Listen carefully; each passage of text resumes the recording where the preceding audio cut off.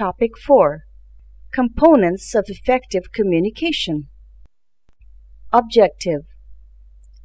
On completing this module, you should be able to check for the correctness of your messages and identify steps for imbibing maximum motivation. Identify and use the appropriate questioning techniques in various situations. Choose the best possible manner in resolving conflicts. Planning is necessary in every course of action. A good plan for communication will help us communicate in a better and a clearer manner. Before we plan communication, we should ask ourselves the following questions. Why are we communicating? What are we communicating? Who is the audience? How can we best reach the audience? How will we know whether we communicated effectively? The following are the various steps for planning effective communication. Clarify your goals for communication. Know your audience.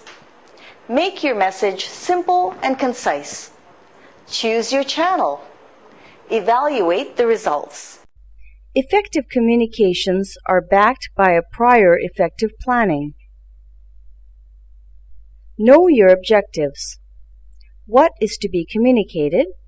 What is the purpose of communication? Know your audience. Who is the audience? What do they need to hear? Decide how to channel your message. What is the best way of communicating the message? How will the message be best understood and yield desired results? Seek feedback from the audience. Was your message understood appropriately? Did the audience respond positively to your message or otherwise?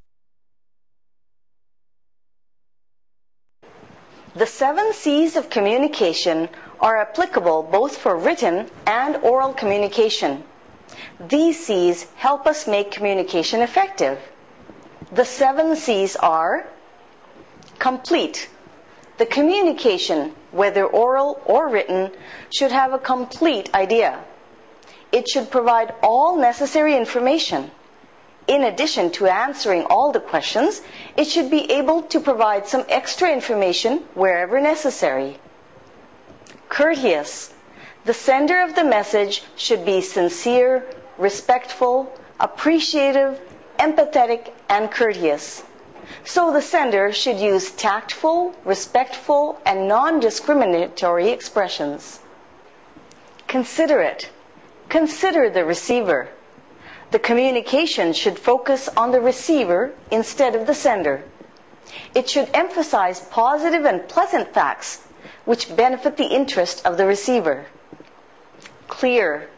Avoid technical language or jargons. Make the communication clear and simple. Concise. Eliminate wordy expressions. Avoid irrelevant material. Avoid repetition of ideas unless necessary. Concrete. Use facts and figures that support the message. Use words that don't get misinterpreted. Correct. Use proper grammar. Check for accuracy of facts, messages, and figures. Check if the message is well timed. Communication has to be as clear and effective as possible. This is where the 7 C's of communication steps in. The 7 C's of communication provides a sort of checklist that helps in constructing the messages in a better manner for better understanding.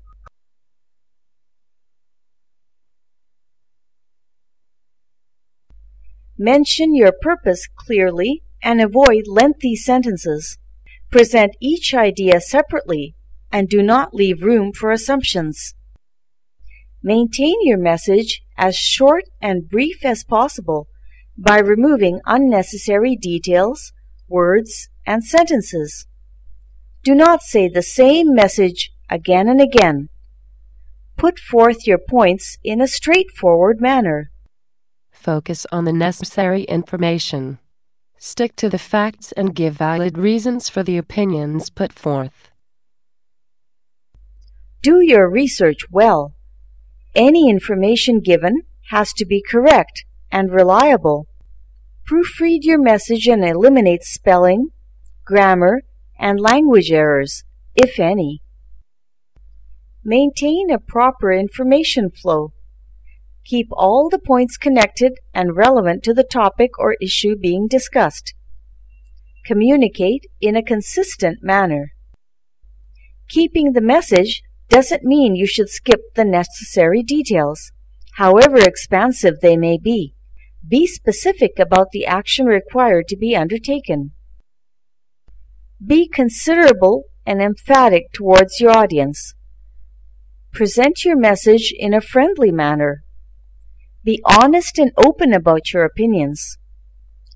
Always reconsider your message from the viewpoint of the audience.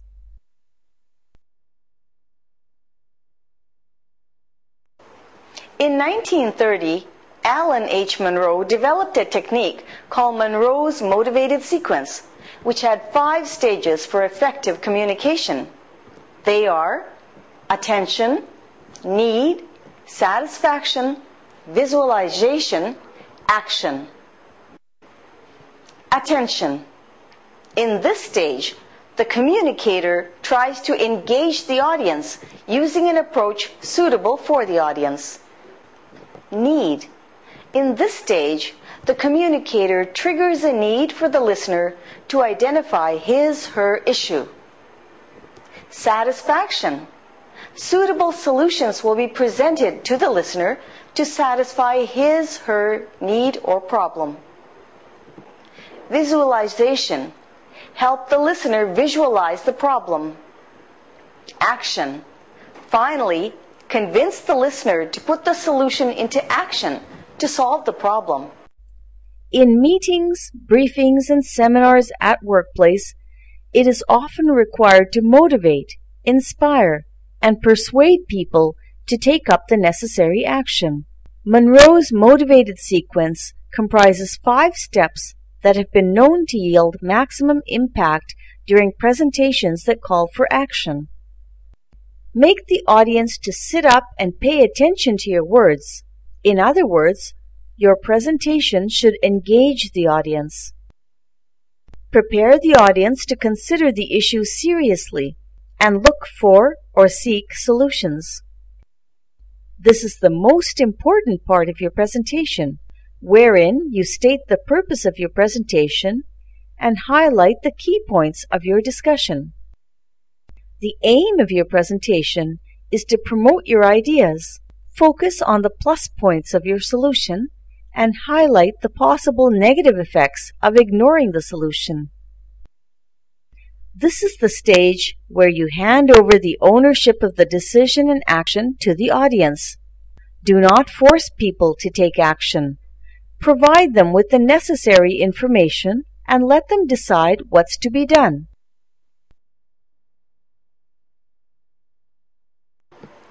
Asking questions is an important tool to get maximum information about a topic or message.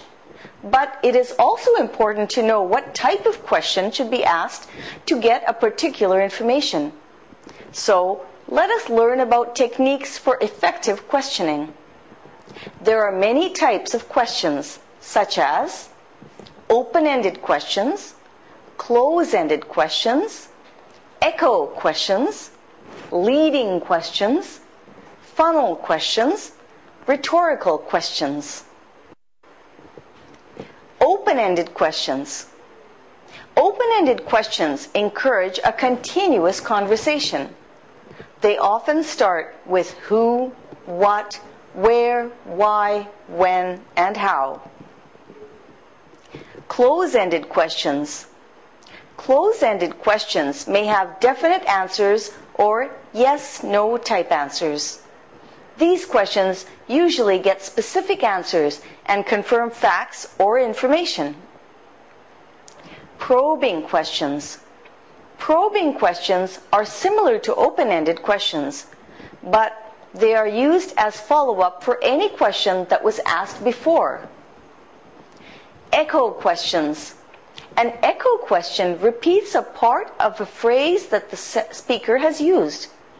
The tone of the questioner's voice will be slightly raised to convert the phrase into a question.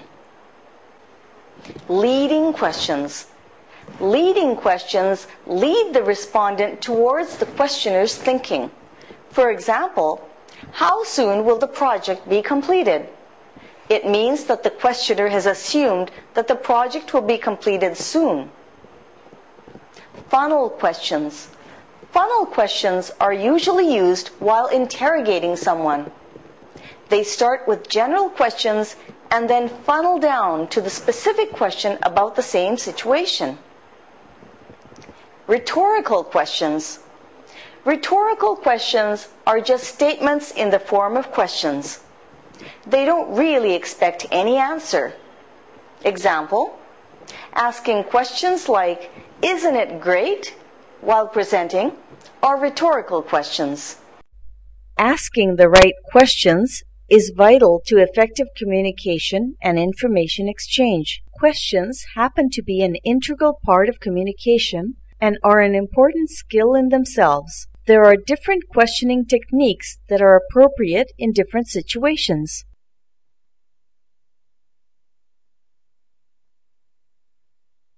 Open questions are used to obtain knowledge or detailed answers and pave way for an open conversation.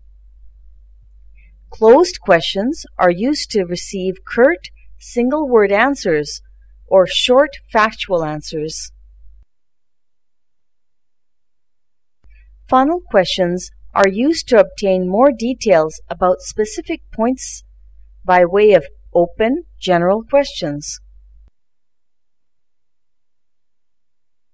Probing questions are used to obtain additional or hidden information, especially from hesitant people.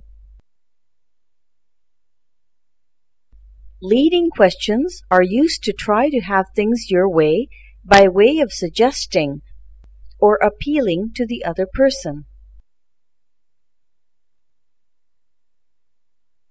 Rhetorical questions are used to merely state one's opinions or seek affirmation for one's opinions.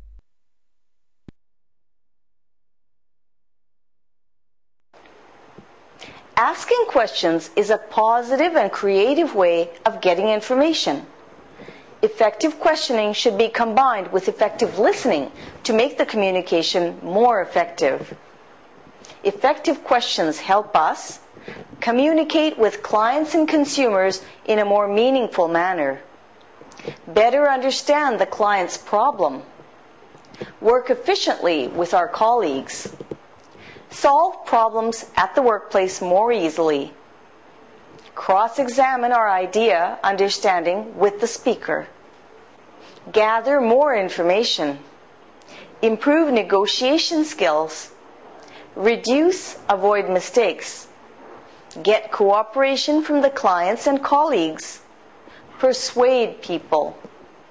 We seek answers and information through questions. Our questions reflect a great deal about our thoughts, feelings, needs, wants, and personality. With appropriate and effective questioning, you can gain the correct information or obtain desirable response or outcome. Effective questions help in learning and gaining knowledge, taking up the right course of action, building and improving relationships, avoiding misunderstandings, persuading and influencing others, identifying situations and circumstances.